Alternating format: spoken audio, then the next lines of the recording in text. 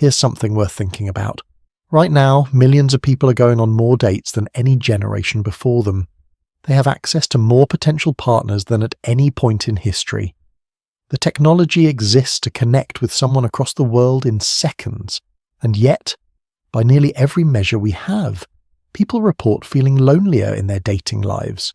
Satisfaction with finding a meaningful relationship has been declining. More people are giving up entirely. How does that happen? How does more access produce less connection? That's the question this video is going to answer. Not with blame, not with drama, with an honest look at the systems, the psychology, and the choices that got us here. And more importantly, there's what you can actually do differently. If you've ever felt like you're working hard at dating and getting nowhere, this video will help you understand why, and it will give you a real path forward. Let's get into it. To understand why modern dating feels the way it does, you have to go back further than the invention of the smartphone. For most of human history, people met through their communities, not through a search engine, not through an algorithm, through neighborhoods, through faith communities, through workplaces and extended families and local organizations. These environments had real limitations. Not everyone thrived inside them, and they weren't perfect for everyone. But they did something important that rarely gets credited. They created repeated contact over time. You didn't choose a partner from a catalogue. You built familiarity slowly in context while doing ordinary things together. And that slow familiarity, as it turns out, is one of the most reliable conditions for genuine attraction and lasting connection. Then, those community structures began to change. Over the past several decades across many Western countries, participation in civic organizations, religious communities, and neighborhood-based social life has declined significantly. People move more, they work longer and more isolated hours. The shared third places, the community centers, local clubs, regular gathering spots have quietly disappeared from many people's lives. Dating didn't move online because the internet arrived.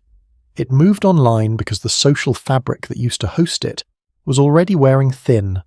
Apps filled a vacuum that already existed. That's important to understand, because it means the challenge predates the solution, and it means apps were always going to carry a weight they weren't originally designed to bear. Dating apps are products. They're designed by teams of engineers and behavioral designers. They have investors and revenue targets. None of that is hidden, and none of it is inherently wrong, but it does create a tension worth understanding. Most major apps generate revenue through subscriptions or advertising. A user who finds a meaningful relationship and leaves the platform is, from a business perspective, a customer who stopped paying. A user who keeps coming back, who stays engaged, hopeful, occasionally frustrated, continues to generate revenue. Again, this doesn't require anyone to be acting in bad faith. Product teams are solving engineering challenges and optimizing measurable metrics, but the metric they're optimizing for is engagement, time on app, swipes per session, return visits. Long-term relationship formation is hard to measure. It doesn't show up cleanly on a dashboard, so it tends not to drive product decisions. The result is an experience designed to keep you interested in the process, not necessarily to move you efficiently toward what you actually came for. There's also something worth examining about the interface itself. The swipe mechanic was designed to be fast and binary, yes or no, in under a second. Move on. Human attraction doesn't naturally work that way. Research on how people actually develop attraction consistently shows it tends to be contextual, gradual, and heavily influenced by things that can't be communicated in a photograph. How someone listens, how they handle an unexpected problem, the specific quality of their attention when you're speaking, the way they respond when something is difficult. None of that fits in a profile, but the interface asks you to make a judgment in less time than it takes to read a sentence, and when you do that hundreds of times across dozens of sessions, you start to process people differently, faster, more dismissively, looking for reasons to move on rather than reasons to be curious. That shift in how we process other people is one of the quieter costs of the current system. Let's put two real experiences side by side. James is 31, He's been using dating apps on and off for 4 years. He's thoughtful, professionally established, and genuinely interested in building something real with someone. Over 4 years, he estimates he's sent somewhere around 500 opening messages. He's had maybe 35 real conversations. About 10 of those became actual dates. 2 led to anything worth calling a relationship. The math is exhausting. He's noticed something changing in himself. He opens the app faster now. He closes profiles faster. He's looking for reasons to swipe left rather than taking time to be curious. He doesn't like this about himself. He's not sure when it started. He still wants a relationship. He's just running low on the kind of openness that good relationships require at the beginning. Priya is 28. She receives a high volume of messages, far more than she can meaningfully engage with in a week. Most of them are generic. Many don't reference anything she wrote in her profile. Managing the inbox has become a task she didn't sign up for. The connections that do feel promising often fade without explanation. Conversations that were going somewhere then simply stopped. She started to become more guarded, quicker to disengage, less, willing to invest energy in something uncertain. She wonders sometimes if she's reading people wrong, or if her approach is off. James and Priya have never interacted, but they are both being shaped by the same environment in different ways. He's experiencing the exhaustion of persistent rejection and diminishing openness. She's experiencing the exhaustion of high volume, low quality, and filtering work that never ends. Both are becoming more defended over time. Both are wondering if the problem is them. Neither of them is the problem. They are both responding reasonably to an environment that wasn't designed with their long-term well-being in mind. This part matters, and it's worth slowing down on. There's a concept in behavioral science called the paradox of choice. The core finding, replicated across multiple studies, is that beyond a certain point, more options don't produce better outcomes. They produce more anxiety, more hesitation, more difficulty committing to any single choice. Applied to dating. Having access to thousands of potential matches doesn't feel like freedom. It feels like a permanently open question. There's always one more profile, one more option, one more swipe.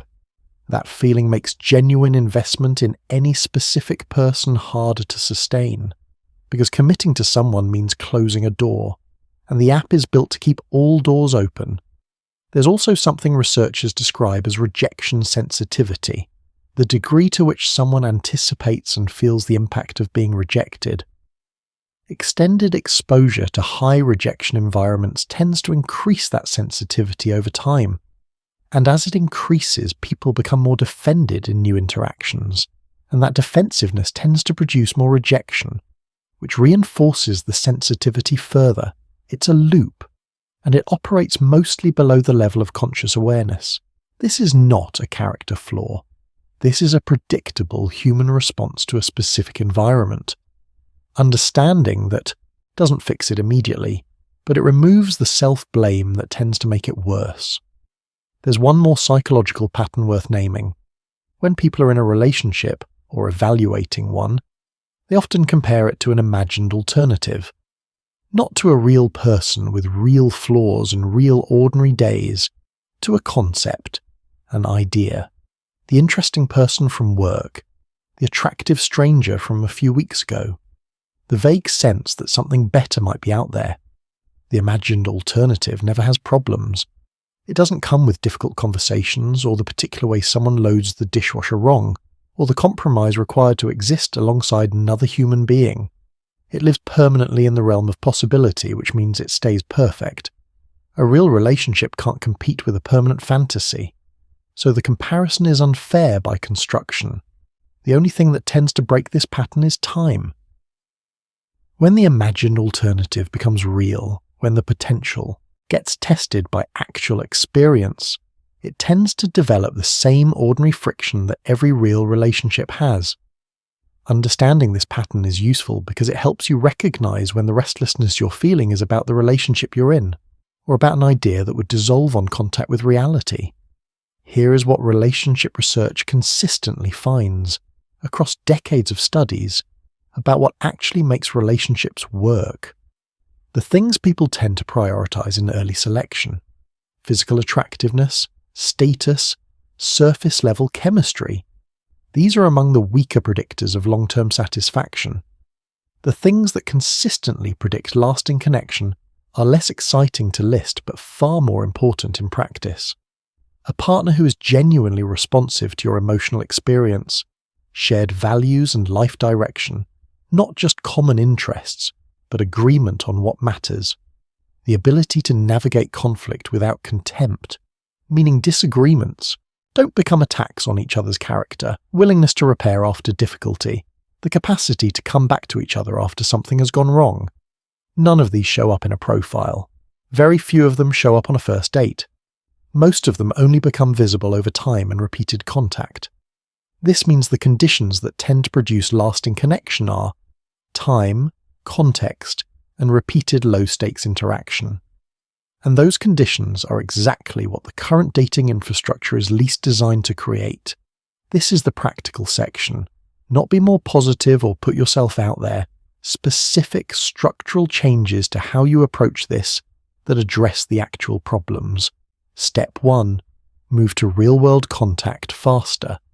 Every additional week of digital conversation before meeting in person increases the risk of building a version of someone in your head that the real person can't match.